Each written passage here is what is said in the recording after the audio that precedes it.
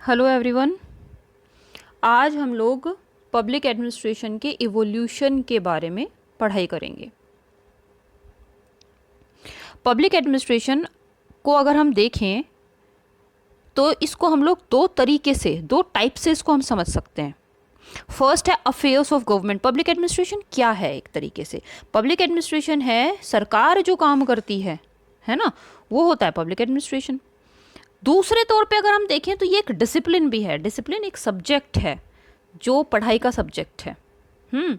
अगर हम affairs of government की बात करें तो ये तब से ही है सीन में जब से एक पॉलिटिकल एक्टिविटी सोसाइटी के अंदर स्टार्ट हुई है। समाज का जिस तरीके से विकास हुआ होगा और विकास होने के बाद उसके अंदर विकास होने के साथ साथ उसमें जब से पॉलिटिकल जो एक्टिविटीज़ हैं वे स्टार्ट हुई, राजनीतिक थोड़ी थोड़ी सी भी राजनीतिक जब शुरू हुई है तो वही एडमिनिस्ट्रेशन वहाँ पे पब्लिक एडमिनिस्ट्रेशन स्टार्ट हो गया।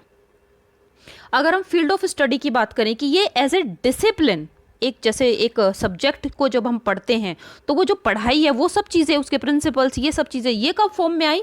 ये 1887, मतलब it is only about 100 years old. ये एक नया सब्जेक्ट है बिल्कुल। एंशियंट टाइम्स में अगर हम बात करें तो भारत के संदर्भ में अगर हम देखें तो एडमिनिस्ट्रेटिव थॉट और प्रैक्टिस के ऊपर कोई अगर एक बहुत अच्छी पुस्तक अगर समझने को मिलती है तो वह है कौटिल्य का अर्थशास्त्र। कौटिल्य को बोलते हैं विष्णुगुप्त भी कहा जाता है, कई जगह पे उनको चाणक्य भी बोला गया है ना। और कौटिल्य की जो नीति है वो उसका मतलब कोई तोड़ नहीं है ना। तो अगर भारत की बात करें तो एडमिनिस्ट्रेटिव थॉट और प्रैक्टिस किस तरीके से राजा और वो किस तरह से अपने उसको डेवलप करे वो लिखित में अगर हम देखें तो है तो ये सदियों पुराना वो कौटिल्य के अर्थशास्त्र में समझने को मिलेगा। अगर हम लोग वेस्ट की बात करें तो मिडेवल वेस्ट के अंदर अरिस्टोटल की पॉलिटिक्स और मैकियावेली का द प्रिंस ये बहुत ही उत्कृष्ट एग्जाम्पल हैं जिससे हम वहाँ का जो एडमिनिस्ट्रेटिव थॉट है और किस तरीके से उसके प्रैक्टिस वो सब चीज़ें वहाँ से इन दोनों पुस्तकों से समझ में आ सकती हैं। अब हम बात करते हैं मॉडर्न एरा में। मॉडर्न एरा में 18th सेंचुरी के अंदर पब्लिक एडमिनिस्ट्रेशन जो है वो कैमरलिज्म के रूप में जर्मनी और ऑस्ट्रिया के अंदर विद्यमान था। वहाँ के ये क्वेश्चन भी कई बार आता है कैमरलिज्म जो है वो किसका एक वो है रूप है पब्लिक एडमिनिस्ट्रेशन का, कहाँ का? जर्मनी का, है ना, और ऑस्ट्रिया। अब कैमरलिज्म में वो लोग किस तरीके से इसको समझते थे, क्या पढ़ाई करते थे? तो कैमरलिज्म जो है सबसे पहली बात इसके अंदर एक तरह से systematic management of government affairs की बात की गई।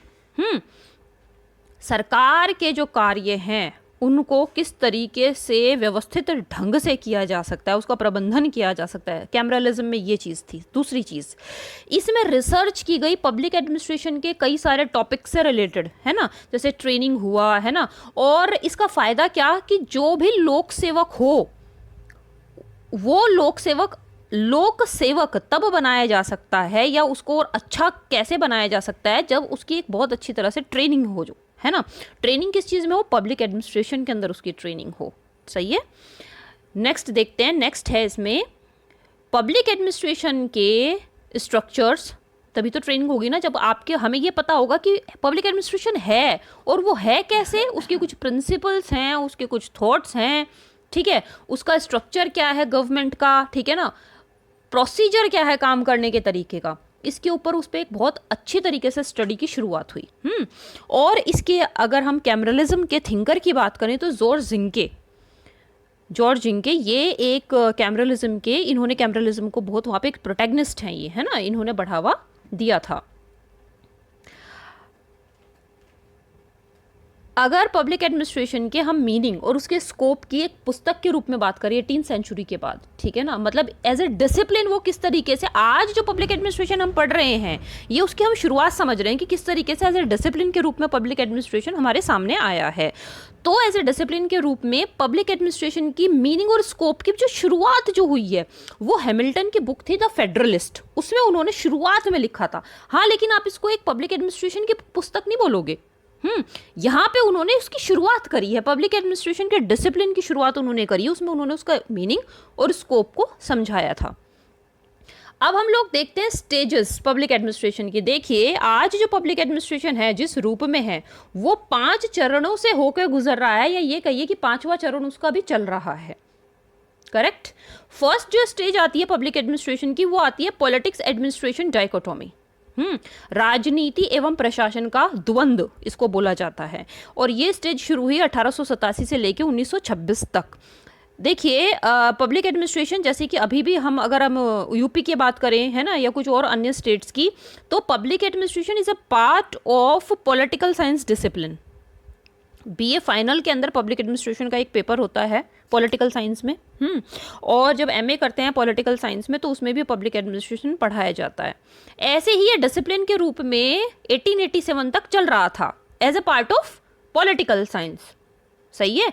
लेकिन 1887 के अंदर मैंने पहले भी बताया है, जिनको कहा जाता है father of public administration, Woodrow Wilson, जो कि यूएसए के प्रेसिडेंट भी रहे थे, उन्होंने एक पेपर पब्लिश किया था द स्टडी ऑफ एडमिनिस्ट्रेशन 1887। तो वहां से इसकी शुरुआत हुई।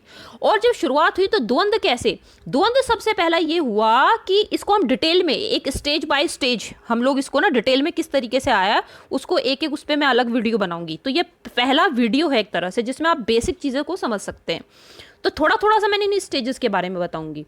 पॉलिटिकल एडमिनिस्ट्रेशन डाइकोटोमी, मतलब यहाँ पे द्वंद्व था कि what is administration and how is it different from political science, correct?